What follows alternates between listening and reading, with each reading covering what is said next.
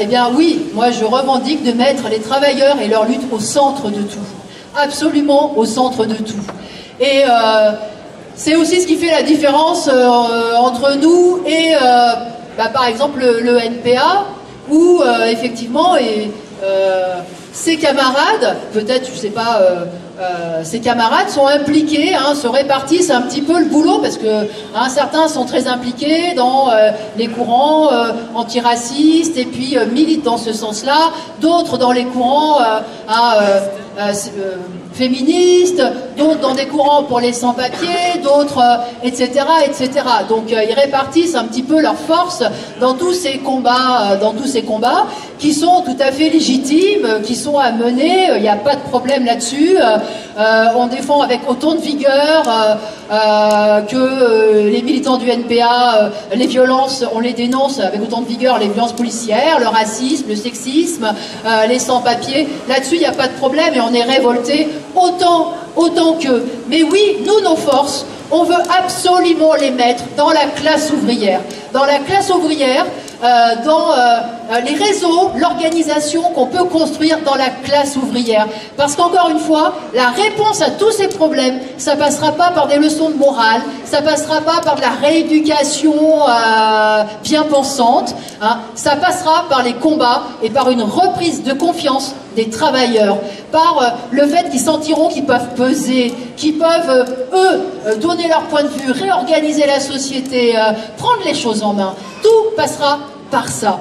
Tout passera par ça. Absolument tout. Et d'ailleurs, je tiens aussi à souligner une chose, c'est que le mouvement ouvrier, c'est le mouvement ouvrier qui a fait le plus avancer le combat contre le racisme.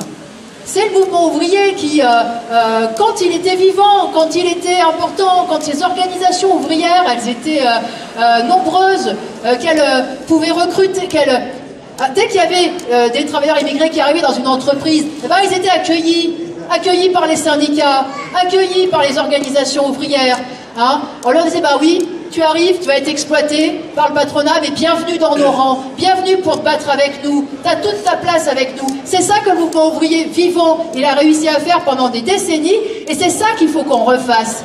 Et moi, je peux vous dire, ce que je pense, c'est qu'en matière de sexisme, en matière d'antiracisme, en matière d'idées progressistes, c'est le mouvement ouvrier qui a beaucoup œuvré, c'est lui qui a fait évoluer beaucoup de choses. Et les militants contre la colonisation, on les trouvait dans le mouvement ouvrier, on le trouvait dans les syndicats, dans ces organisations-là. Ils ont toujours porté tous ces combats.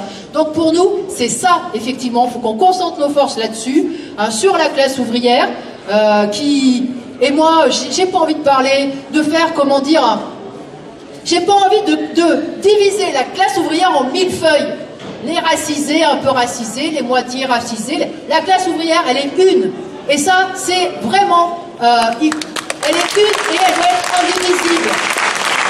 Indivisible. Et on ne va pas commencer par faire une échelle de grandeur sur le plus et les moins exploités. On est tous exploités. Et il faut on a cette diversité et on a cette... justement, collectivement, on a toute cette force-là. On est dans tous les métiers. On a toutes ces compétences à mettre en commun. Voilà. Il faut qu'on se batte avec cette conscience-là.